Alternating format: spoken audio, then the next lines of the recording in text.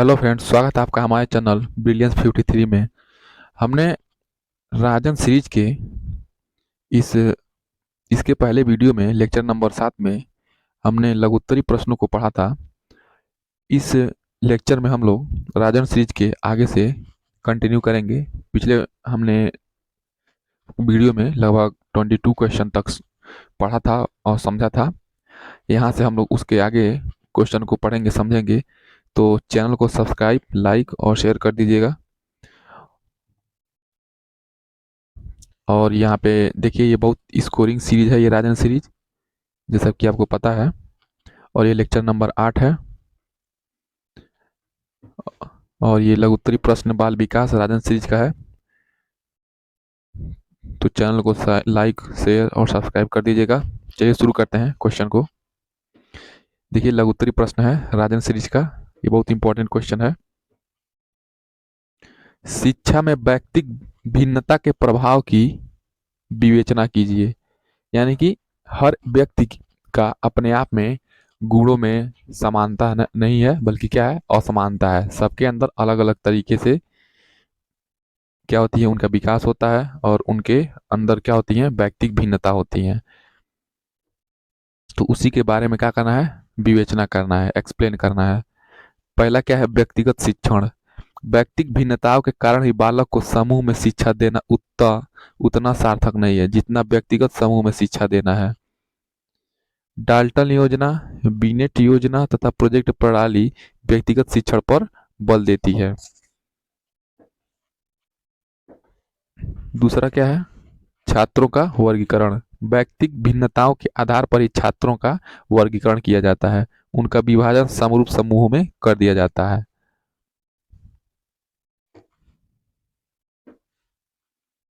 शिक्षण विधि।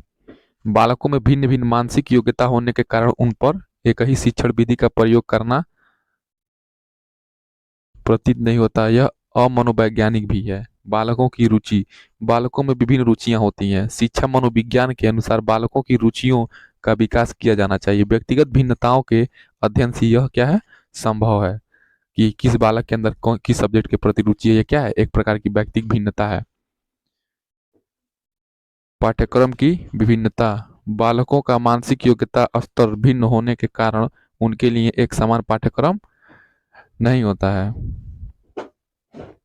इससे एक बालक अपनी इच्छा के अनुसार विषयों का चयन कर सकता है। स्किनर के अनुसार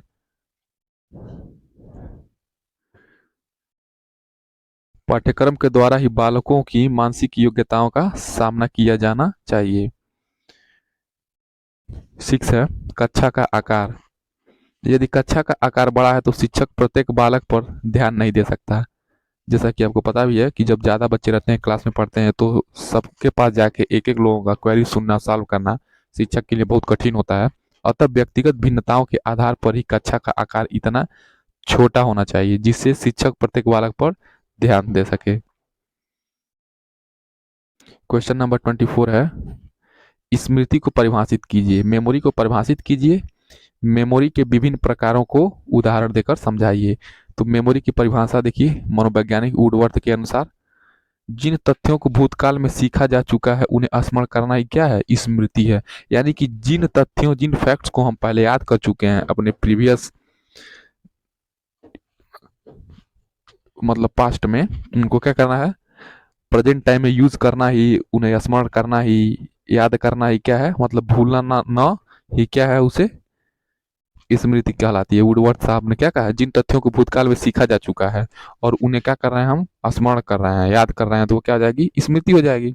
स्मृति के प्रकार देखिए, स्मृति कितने प्रकार के होते हैं। तो स्मृति देखिए आपके यहाँ पे लगभग 11 प्रकार के इसमें स्मृति दिए गए हैं। तो बारी बारी से हम लोग एक एक स्मृति को पढ़ते हैं। तो स्मृति के प्रकार में देखिए, सक्रिय स्मृति यानी कि एक्टिव मेमोरी क्या है। जब कोई तथ्य, जब कोई फैक्ट या कोई इवेंट या घटना आवश्यकता पड़ने पर तत्काल स्मरण हो जाती है, तो ऐसी स्मृति को क्या कहते हैं, एक्टिव मेमोरी कहा जाता है। यानी कि कोई भी चीज है, अगर घटना है या कोई भी आवश्यकता हुआ है, आवश्यकता वाली चीज़ें हैं उसे टाइम पे क्या करना है, याद कर ले रहे हैं, वो तो हमारी एक तरह से एक्टिव मेमोरी हुआ। जैसे किसी घटना है, कहीं से कुछ हुआ है, या किसी बिजनेस में, किसी व्यवसाय में, या शिक्षा में, या किसी एग्जाम में हम पढ़े हुए हैं किसी चीज़ को पहले, और एग्जाम में वो याद आता है, तो हमारा क्या कहते हैं कि मेमोरी क्या है, एक्टिव है। दूसरा क्या है, निष्क्रिय स्मृति, यानी कि इनएक्टिव मेमोरी, यानी कि एक्टिव नहीं होगा, कुछ बातें बिना किसी प्रयत्न के ही स्मृति में बनी रहती हैं। इस प्रकार की स्मृति को निष्क्रिय स्मृति कहा जाता है। तात्कालिक स्मृति यानी कि इंस्टैन्टेनियस मेमोरी, किसी तथ्य को याद करने के बाद तत्काल याद आ जाना ही क्या है, इंस्टेंट इंस्टेंट मेमोरी हो जाएगी, यानी कि इंस्टैन्टेनियस यानी कि क्षणिक मेमोरी, तात्कालिक मेमोरी यानी कि तुरंत याद आ जाता है। फैक्ट्स, घटना या, देखिए चौथा क्या है, अस्थाई स्मृति, यानी कि अस्थाई स्मृति क्या है, कुछ तथ्य एक बार स्मृति का अंग बन जाने के बाद कभी नहीं भुलाए जा सकते हैं। जैसे विवाह, किसका कब विवाह हुआ वो कोई भूलेगा नहीं, भूलेगा। उसकी मृत्यु, या आपके किसी प्रियजन की मृत्यु हो जाए, या कोई फैमिली में या किसी के परिवार में किसी की मृत्यु हो जाती है, तो वो जीवन पर्यंत याद रहता है जब तक आप जीवित रहते हैं। ये क्या हो गई आपके माइंड में, क्या हो गई अस्थाई रूप से, क्या हो गई वो घटना, वो तथ्य क्या हो गई, एक छाप हो गया, एक माइंड मैप बन गया आपके दिमाग में। ये क्या होगा, अस्थाई स्मृति हो जाएगा। व्यक्तिगत स्मृति, पर्सनल मेमोरी क्या है, भूतकाल, यानी कि पास्ट में भूतकाल व्यक्तिगत अनुभवों के आधार पर जो स्मृति बनती है उसे व्यक्तिगत स्मृति कहते हैं। यानी कि जो भी पास्ट में हम अनुभव एक्सपीरियंस किए हैं किसी भी चीज, किसी भी फील्ड में, उसको हम क्या कर रहे हैं, जो भी हमारे माइंड में मेमोरी है उसको क्या हो जाएगी, वो हमारी पर्सनल मेमोरी हो जाएगी।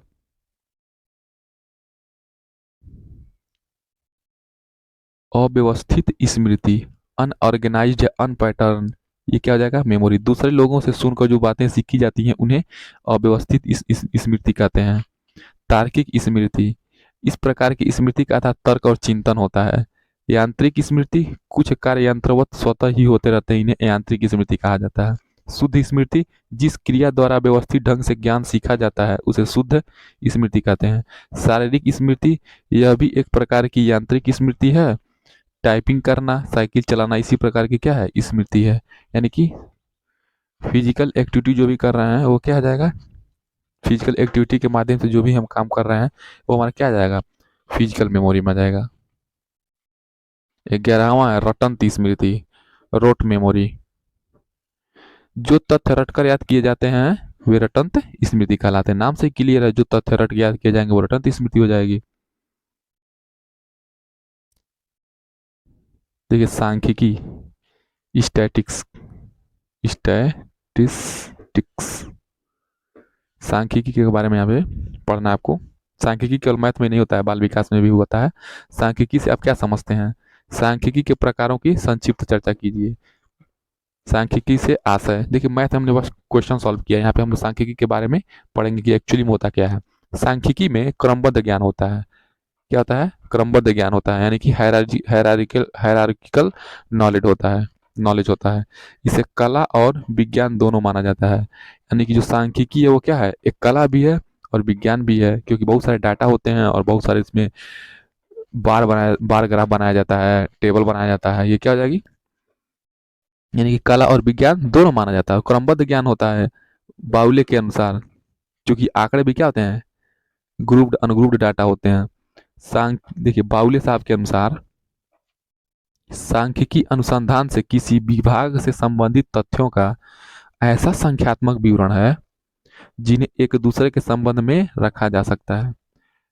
क्रैक्सटन और काउडेन के अनुसार सांख्यिकी को संख्यात्मक तथ्यों का संग्रहण, प्रस्तुतिकरण, विश्लेषण तथा विवेचन कहा जाता है। यानी कि जो भी संख्यात्मक तथ्य हैं, फैक्ट्स हैं, या ग्रुप डाटा हैं या अनग्रुप्ड डाटा है, उन्हें क्या कर रहे हैं, उनका संग्रहण, उनको कैसे रिप्रेजेंट कर रहे हैं, उनका एनालिसिस किया जा रहा है।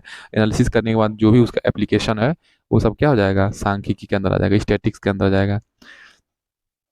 और सांख्यिकी क्या प्रकार के होते हैं, एक होता है वर्णनात्मक सांख्यिकी, एक होता है प्रभावात्मक सांख्यिकी।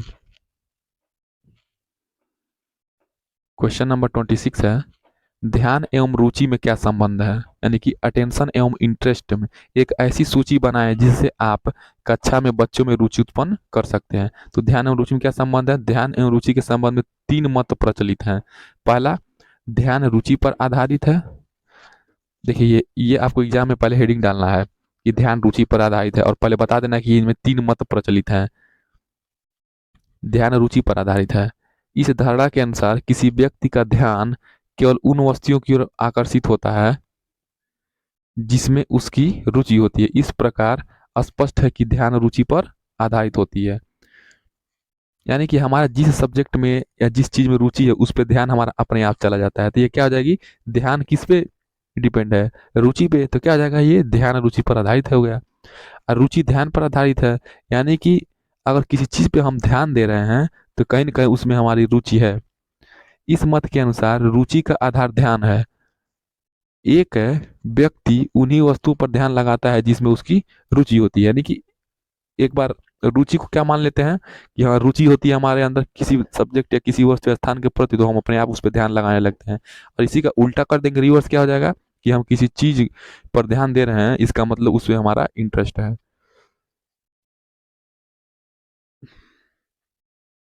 नेक्स्ट क्वेश्चन देखिए, नेक्स्ट वाला थर्ड तीसरा मत है, रुचि एवं ध्यान क्या है? एक ही सिक्के के दो पहलू हैं। तीसरे मत के समर्थक यह मानते हैं कि रुचि और ध्यान क्या है? एक ही सिक्के के दो पहलू हैं। इस संबंध में रास का यह कथन अत्यंत सटीक है। ध्यान और रुचि एक सिक्के के, देखिए रास ने कहा है ध्यान और रुचि एक सिक्के के दो पहलुओं के समान है। कहीं एग्जाम में ये पूछ सकता है बहुविकल्पी में कि ध्यान और रुचि एक सिक्के के दो पहलू, किसने कहा है? ये ऑप्शन में रहेगा चौथा, रास।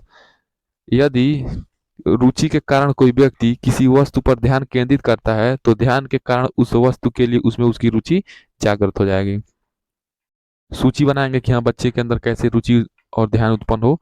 कक्षा में बच्चों की रुचि जागृत करने के निम्नलिखित उपाय किए जा सकते हैं। बच्चों से पौधारोपण कराया जाए जिससे उनकी वृक्षारोपण एवं पर्यावरण संरक्षण में रुचि का विकास होगा। बच्चों से हम लोग पौधा लगाएंगे तो क्या होगा? वृक्षारोपण करवाएंगे तो पर्यावरण संरक्षण और ग्रीनरी को बढ़ावा मिलेगा। बच्चों से हैंडीक्राफ्ट का कार्य करवाया जाए जिससे बच्चे किसी न किसी वस्तु का निर्माण कार्य सीखें और उस निर्माण कार्य में अपनी रुचि का विकास कर सकें। छात्रों से मिट्टी के बर्तन खिलौने बनवाए जाते हैं, जैसा कि बहुत सारे जैसा कि आप लोग पता है किसी में क्ले पॉट मिलता है बनाने के लिए, ये छोटे क्लासों में रंग आदि करवाए जाते हैं। इस प्रकार छात्रों में चीजों को पेंट करने की कला का विकास होगा। आप कक्षा में बच्चों के भूलने की प्रक्रिया को कैसे नियंत्रित करेंगे? यानी कि वो बच्चा क्या है, बहुत ज्यादा फॉरगेटिंग का प्रॉपर्टी है उसके अंदर। भूलने की गति को रोकने के उपाय समझाइए। कक्षा कक्ष में छात्रों को भूलने की क्रिया को नियंत्रित करने के लिए छात्रों को किसी क्रिया को चिन्हों चित्रों के चिन्हों के साथ समझाना चाहिए। यानी कि उन्हें बच्चों को हम लोग क्या फिगर के माध्यम से समझाना चाहिए ताकि उन्हें समझ में आए कि ये क्या है ये क्या है, ऐसे चित्रों के माध्यम से, जिससे उनके मस्तिष्क में क्या हो जाए, उस पाठ्यवस्तु का प्रतिबिंब स्पष्ट हो जाए, छाप छूट जाए उनके माइंड पे। अधिकांशतः जब पाठ्यवस्तु नीरस और उबाऊ हो लगती है तो छात्र उसे जल्दी भूल जाते हैं, अतः पाठ्यवस्तु को रोचकर बनाने छात्रों की भूलने की प्रक्रिया को नियंत्रित किया जा सकता है। भूलने की गति को रोकने के उपाय, नीरस पाठ्यवस्तु को रोचक बना दिया जाए, बना के प्रस्तुत किया जाए। कठिन पाठ्यवस्तु को पुनरावृत्ति बार बार किया जाए जिससे वो बार बार याद करें, रिपीट करें, उनके माइंड में माइंड मैप बन जाए। जटिल विषय वस्तु को सरल करके समझाया जाए, जो जटिल सब्जेक्ट है उन्हें सरल करके समझाया जाए। पाठ्यवस्तु को चित्रों और चिन्हों की सहायता से समझाया जाए। यानी कि मान लीजिए मैथ पढ़ा रहे हैं तो आप बताइए कि वर्ग ऐसे होता है, सर्कल ऐसे होता है, क्यूब ऐसे होता है,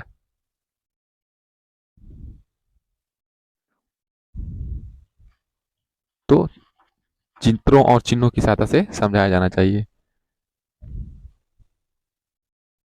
क्वेश्चन नंबर 28 है, शिक्षा का क्या आशय है? शिक्षा की आवश्यकता, उद्देश्य, महत्व बताइए। शिक्षा वह माध्यम है जिसके द्वारा बालक में अंतर्निहित शक्तियों को बाहर लाया जा सकता है। शिक्षा जीवन भर चलती रहने वाली प्रक्रिया है। व्यक्ति अपने जीवन की प्रत्येक व्यवस्था में कुछ न कुछ सीखता अवश्य है। प्लेटो के अनुसार शिक्षा शारीरिक, मानसिक तथा बौद्धिक विकास की एक प्रक्रिया है।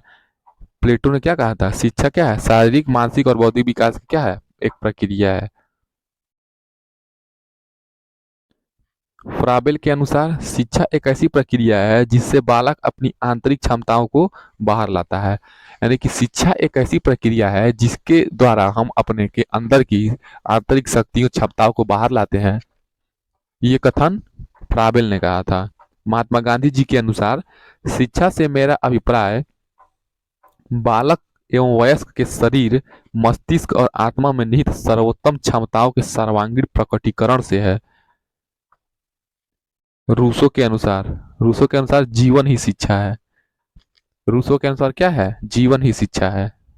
यानी कि अगर आप जीवित हैं तो समझिए आप शिक्षित हो रहे हैं धीरे धीरे। जन्म से लेकर मृत्यु तक आप शिक्षित ही होते रहते हैं। ये क्या है? रूसो का कथन हो रहा है। और शिक्षा की आवश्यकता क्या है? बहुत लोग पूछते हैं कि पढ़ लिख के क्या करेंगे, तो यहाँ पर आप लोग देख लीजिए शिक्षा की आवश्यकता क्या है, महत्व क्या है। अपने अंतर्निहित क्षमताएं एवं शक्तियों का विकास करेंगे। आप शिक्षित रहेंगे तो जन्मजात प्रवृत्तियों का परिमार्जन होगा, नैतिकता का विकास होगा, आप में चरित्र का विकास होगा, ज्ञान में वृद्धि होगी, जीवन की तैयारी करेंगे, आवश्यकताओं का पूर्ण करेंगे, खूब घूमेंगे, विदेश घूमेंगे, पहाड़ साइड, हिल साइड में घूमेंगे, राष्ट्रीय उत्थान होगा, हमारे देश का विकास होगा, हमारे देश की विरासत बचेगी, संस्कृति होगी, कल्चर होगी अच्छी, राष्ट्रीय समस्याओं को हल करेंगे। जो भी हमारे देश पर कोई आक्रमण कर रहा है या जो भी कोई भी नेशनल लेवल पे प्रॉब्लम है, सामरिक हो गया, वाणिज्यिक हो गया या कोई भी हो गया, राजनीतिक हो गया, उन समस्याओं को हम शिक्षित रहेंगे तभी ना समझेंगे, जानेंगे फैक्ट्स को, क्या सच्चाई है, क्या क्या नहीं। जनतांत्रिक मूल्यों का विकास होगा। अब देखिए शिक्षा का आवश्यकता हो गया। अब शिक्षा का उद्देश्य क्या है? शिक्षा का उद्देश्य केवल नौकरी करना, पैसा कमाना नहीं है। जीवन के उद्देश्य को प्राप्त करना भी है, पुरुषार्थ की सिद्धि को प्राप्त करना, चरित्र निर्माण करना, नैतिक विकास है, चारित्रिक विकास करना, सांस्कृतिक विकास, शारीरिक विकास, मानसिक विकास, बौद्धिक विकास, जीविकोपार्जन के लिए कुशलता का विकास। केंद्रीय प्रवृत्ति की माप से आप क्या समझते हैं? मानकों के आधार को समझाइए अथवा बहुलक से आप क्या समझते हैं? तो देखिए ये क्वेश्चन है, केंद्रीय प्रवृत्ति के माप से आप क्या समझते हैं? तो केंद्रीय प्रवृत्ति के माप और ये बहुलक को डिफाइन करना है। तो केंद्रीय प्रवृत्ति के माप से क्या आशा है? गैरेट के अनुसार केंद्रीय प्रवृत्ति के माप का दोहरा महत्व है। पहला, यानी कि दो महत्व है, यह समूह के सब प्राप्तांकों के औसत को व्यक्त करके समूह की योग्यता को व्यक्त करता है। यानी कि मान लीजिए कोई भी एक डाटा लिए, हम किसी गांव में गए जनगणना करने, कितने लोग शिक्षित हैं, कितने अशिक्षित हैं। अगर उसका हम डाटा यहाँ पे प्रस्तुत कर रहे हैं, कितने शिक्षित है, कितने अशिक्षित है, कितने घर के बच्चे या कितने लोग बेरोजगार हैं, कितने लोग बाहर नौकरी करते हैं, कितने लोग बिजनेस करते हैं, तो इससे क्या होगी, उस गांव, उस पार्टिकुलर एरिया का क्या होगा, मानक हम प्राप्त कर लेंगे कि यहाँ पे इतने परसेंट लोग क्या है, शिक्षित हैं, अनपढ़ हैं, निरक्षर हैं, इतने घर के लोगों के नौकरी पेशावर के लोग हैं। यही सारी चीजें केंद्रीय प्रवृत्ति के माप के अंतर्गत हम उस समूह की योग्यता निकाल लेंगे। और दूसरा क्या है? पहला तो ये हो गया। दूसरा क्या है? यह हमको दो या दो से अधिक छात्रों की योग्यताओं की तुलना में सहायता करता है। क्योंकि मान लीजिए यहाँ पे 10 छात्र हैं, हमने एक डाटा बनाया कि कौन छात्र कमजोर है पढ़ने में, कौन छात्र अच्छे से डेली जाता है, अपना होमवर्क पूरा करता है, कौन नहीं करता है, कौन घर जाके घूमता है। तो क्या करेंगे, तुलनात्मक अध्ययन हम करते हैं एक छात्रों में। ये क्या है? एक केंद्रीय प्रवृत्ति के माप का क्या है? उदाहरण है।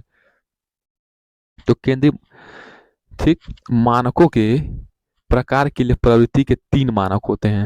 यानी कि केंद्रीय प्रवृत्ति के 3 मानक होते हैं। पहला होता है मध्यमान, ठीक, दूसरा होता है मध्यांक, तीसरा क्या होता है? बहुलांक, यानी कि मीन, मीडियन, मोड। ठीक है, देखिए मीन, मीन माने मध्यमान, इसका दूसरा नाम औसत भी है। देखिए एक तरह से याद कर लीजिए, मीन को क्या कहते हैं? औसत, एवरेज भी कहते हैं। इसे सांख्यिकी में मध्यमान कहते हैं। यानी कि जो हम लोग औसत होता है वो तो औसत होता ही है। मान लिया यहाँ पे, जैसे यहाँ पे औसत निकाला गया है 5-6 डाटा लेके, तो जितने अंक हैं उनको लिख लिया जाएगा, जोड़ दिया गया है, और जितने अंक हैं उनकी क्वांटिटी उसे डिवाइड कर दिया गया है। तो ये हमारा औसत भी हो जाएगा। उसी औसत को हम लोग सांख्यिकी में या केंद्रीय प्रवृत्ति के माप में क्या कहेंगे? मध्यमान कहेंगे। हम मध्यमान कैसे ज्ञात करेंगे? मध्यमान निकालने के लिए उनकी कुल संख्या, मान लीजिए कुल संख्याओं में भाग देते हैं। तो मान लीजिए अगर 1 है, 2 है, 5 है, 7 है तथा 8 क्या है, कोई प्राप्तांक है। मतलब मान लीजिए कक्षा 2 के बच्चे हैं ये, कक्षा 2 के बच्चे ने इतने इतने मार्क्स पाए हैं, उनका मध्यमान निकालना है, मतलब कितना एवरेज मार्क्स पाए हैं वो सारे बच्चे मिला के। मान लीजिए पहला बच्चा 1 नंबर पाया, दूसरा बच्चा 2 नंबर, तीसरा बच्चा 5 नंबर, चौथा बच्चा 7 नंबर और पांचवा बच्चा 8 नंबर। इन सारे बच्चों के नंबर को हम लोग जोड़ लेंगे और क्या करेंगे, जितने बच्चे हैं उससे भाग दे देंगे। तो कितना आ जाएगा आंसर हमारा, 2 1 3 5 8, 8 8 16, 23, 23/5, यानी कि 4.6, यानी कि एवरेज मार्क्स कितना आ जाएगा उन बच्चों का, 4.6। देखिए मध्यमान दो प्रकार से निकाला जाता है, एक होता है अवर्गीकृत आंकड़ों हेतु, यानी कि जो भी मीन होता है, मध्यमान होता है, औसत होता है। एक होता है अवर्गीकृत आंकड़ा, मतलब सबको खिचड़ी बना दिया गया इसी में, कि कौन शिक्षित है, कौन चोर है, किसके घर के लोग नौकरी पेशा वाले हैं, किसके घर के लोग बिजनेस करने वाले हैं, किसके घर के लोग खेती करने वाले हैं, ये सबको मिला दिया गया है। यानी कि कोई भी एक विशेष का क्लासिफिकेशन नहीं है, तो ये अवर्गीकृत आंकड़ा हो गया। ठीक है, या कितने बच्चे साइंस में पास हैं, विज्ञान में, गणित में, कंप्यूटर में, हिंदी में, इंग्लिश में, सबको क्या कर दिया गया, एक ही में कर दिया गया, तो ये अवर्गीकृत आंकड़ा हो गया। अवर्गीकृत आंकड़ा में क्या हो जाएगा कि मान लीजिए 100 बच्चों के लिए, 100 बच्चों को लिए हम, और इन 100 बच्चे सब क्या हैं, मान लीजिए कक्षा 5 के बच्चे हैं, ये कक्षा 5 के बच्चे हैं और ये सबको क्या विज्ञान में कितने नंबर पाए हैं सबको नंबर लिख दिया गया है। ये सब क्या है, इनके प्राप्तांक है वो हो गए। तो ये क्या हो गया, एक ही विज्ञान ही वर्ग के बच्चे हैं, तो ये क्या हो जाएगा, वर्गीकृत आंकड़ा हो जाएगा। तो देखिए अवर्गीकृत आंकड़ा हेतु क्या फार्मूला होता है, अवर्गीकृत आंकड़ा मध्यमान कैसे निकालेंगे, प्राप्तांकों का योग, जैसे हमने ऊपर निकाला ना प्राप्तांकों का योग 1 5 7 8, तो इनका योग कर देंगे अब बटे 4 से डिवाइड कर देंगे तो प्राप्तांकों की संख्या हो जाएगा। यानी कि जो ये इसको क्या कहेंगे मैथ के परिभाषा में, अगर मान लीजिए ये यक्स है, यक्स क्या है, प्राप्तांक प्राप्तांक हैं, तो ये समेशन क्या कर रहा है, योग हो जाएगा। यानी कि मैथ की भाषा में इसे कैसे लिखेंगे, ये सिग्मा है, ये क्या है, सिग्मा है, इसका मतलब इसको कहते हैं समेशन। क्या कहते हैं, समेशन। इसका इसको जहां देखिए आप जान जाइए कि इसका मतलब हो जाएगा जोड़, यानी कि बहुत सारे चीजों को जोड़ा। नहीं देखिए यहाँ पे देखिए सिग्मा एक्स अपान एन, इसका मतलब ये जो यक्स है ये प्राप्तांक है और ये सिग्मा क्या है, सारे लोगों का प्राप्तांक का ऐड है। इसको निरूपित किया गया है, मैथ की भाषा में क्या किया गया है, निरूपित किया गया है। सिग्मा एक्स अपान एन क्या है, टोटल प्राप्तांकों की संख्या, यानी कि कितने लोग कितना नंबर पाए हैं उसकी संख्या है ये। तो ये क्या आ जाएगा, मध्यमान को यम से डिनोट करेंगे, यानी कि मध्यमान यम बराबर सिग्मा एक्स अपान एन हो जाएगा। ये तो अवर्गीकृत आंकड़ों के लिए हो गया, यानी कि अनग्रुप्ड डाटा के लिए था। किसके लिए था, अनग्रुप्ड के लिए था। और यहाँ पे नीचे क्या है, वर्गीकृत आंकड़ों हेतु मीडियन निकालेंगे, क्या हो जाएगा, वर्ग सिग्मा एफ एक्स अपान एन, यानी कि सिग्मा यानी कि जोड़ एफ एक्स, यानी कि एफ क्या हो जाएगा, बारंबारता हो जाएगा अपान एन। तो देखिए नीचे दिया भी है, यम आपका मध्यमान है, ये सिग्मा क्या है आपका योग हो जाएगा, सिग्मा योग हो जाएगा, एफ क्या है आवृत्तियां हैं, यानी कि इसको बारंबारता कहते हैं, कहीं कहीं संचयी बारंबारता भी कहते हैं। तो ये एफ क्या हो जाएगा, आवृत्ति हो जाएगी, एक्स क्या है वर्गांतर के मध्य बिंदु। ये वर्गांतर मान लीजिए यहाँ पे 12 से 18 मार्क्स पाने वाले बच्चे हैं, फिर 18 से 20 मार्क्स पाने वाले इतने बच्चे हैं, 10 बच्चे हैं, ये 12 बच्चे हैं, तो ये क्या हो जाएगा, इसके मध्य जितना डिफरेंस होगा वही क्या हो जाएगा, एक्स हो जाएगा।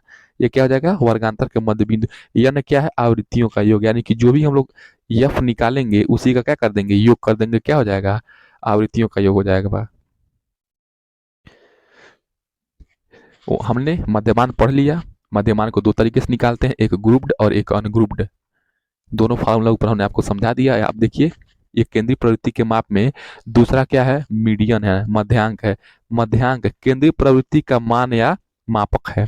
टेट के अनुसार मध्यांक प्राप्तांकों के समूह का वह बिंदु है जिसके नीचे समूह के आधे प्राप्तांक होते हैं, जिसके ऊपर आधे प्राप्तांक होते हैं। मान लीजिए 10-20 बच्चे हैं यहाँ पे, कुछ मार्क्स पाए हैं, तो मध्यांक ये हो जाएगा कि यहाँ से बीचों बीच से मान लीजिए यहाँ पे काट दिया गया, ठीक। तो इधर मान लीजिए टॉपर बच्चे हैं, इधर थोड़ा सा कम कमजोर बच्चे हैं, तो यही जो पॉइंट है, ये जो पॉइंट है उसी को मध्यांक कहेंगे। बहुलक क्या हो जाएगा, मोड, यानी कि जो केंद्रीय प्रवृत्ति के मानक है, तीसरा मानक क्या है, बहुलक है। यानी केंद्रीय प्रवृत्ति को कितने प्रकार के हो गए या कैसे निकाले जाएंगे, 3 प्रकार से हो जाएंगे। एक हो जाएगा आपका सॉरी मीन, दूसरा आपका हो जाएगा मीन, मीडियन, तीसरा हो जाएगा आपका मोड, मध्यमान, मध्यांक और बहुलक। बहुलक क्या है, केंद्रीय प्रवृत्ति के मान का मापक है, यानी कि मध्यांक और बहुलांक क्या है, केंद्रीय प्रवृत्ति के मान का मापक है। क्रो और क्रो के अनुसार बहुलक की परिभाषा क्या है, दिए हुए प्राप्तांकों के समूह में जो प्राप्तांक बहुधा सबसे अधिक आता है उसे बहुलांक कहते हैं। बहुलांक क्या हो जाएगा, फार्मूला इसका 3 गुणे माध्यिका, मध्यिका यानी कि मध्यांक, यानी कि 3 गुणे मध्यांक माइनस 2 गुणे मध्यमान, यानी कि जो मोड हो जाएगा, यहाँ पे आपका जो मोड हो जाएगा, मोड मोड इक्वल टू हो जाएगा 3 इंटू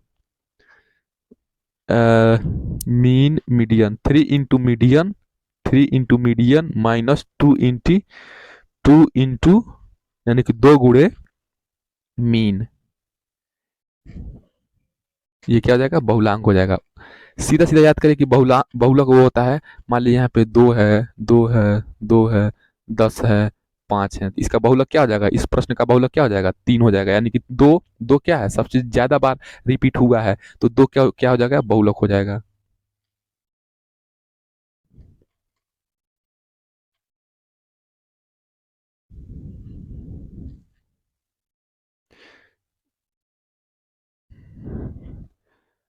तो देखिए इसके बाद प्रश्न क्या है, थार्नडाइक के गौड़ नियमों का, देखिए क्वेश्चन नंबर 30 तक ही देखेंगे, बाकी लोग नेक्स्ट वीडियो में देखेंगे, ये वीडियो बहुत लंबा हो जाएगा।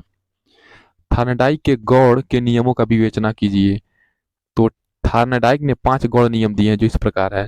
तो बहु अनुक्रिया का नियम, इस नियम के अनुसार नवीन परिस्थितियों में प्राणी तब तक अनुक्रियाएं करता है जब तक उसे वांछित सफलता नहीं मिल जाती। मनोवृत्ति का नियम, इस नियम के अनुसार सीखने की प्रक्रिया व्यक्ति के समग्र दृष्टिकोण या मनोवृत्ति से निर्देशित होती है। प्राणी उसी कार्य को अच्छे ढंग से करता है जिसे वह करने की मनोवृत्ति रखता है, यानी कि मन में उसकी इच्छा हो उस कार्य को करने के। आंशिक क्रिया का नियम, इस नियम के अनुसार प्राणी सीखने की परिस्थिति में सुसंगत एवं असंगत तत्वों को पहचान कर केवल सुसंगत तत्वों के प्रति अनुक्रिया करता है।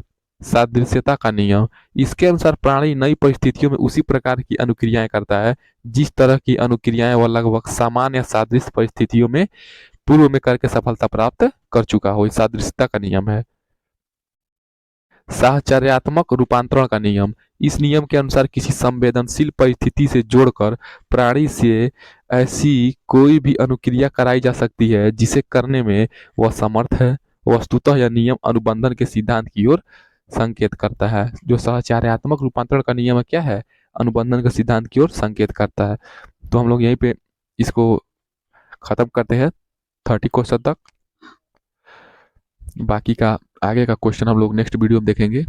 तब तक आप लोग को जो नहीं समझ में आया आप लोग कमेंट में कर दीजिएगा, और हमारे चैनल को सब्सक्राइब और शेयर कर दीजिएगा। और पसंद आए तो आप लोगों को क्या करना है, लाइक करना है, लाइक करना है। जो आपको नहीं समझ में आया उसके बारे में कमेंट करना है, किस टॉपिक की वीडियो आप चाहते हैं, कैसा चाहते हैं, क्या सुधार चाहते हैं, और इसको शेयर करना है ताकि जो भी आपके तरफ पढ़ने वाले हैं उनको फ़ायदा हो। और एक भी वीडियो आपको मिस ना हो तो चैनल को बेल वाले आइकन को प्रेस करना है, ठीक है, और सब्सक्राइब करना है, और टेलीग्राम से जुड़ जाना है। ब्रिलियंस 53 टाइप करना है टेलीग्राम पे जाके, जिससे आपको पीडीएफ और वीडियो का डायरेक्ट लिंक मिल जाएगा। तब तक के लिए हम लोग मिलते हैं नेक्स्ट वीडियो में। तब तक के लिए जय हिंद।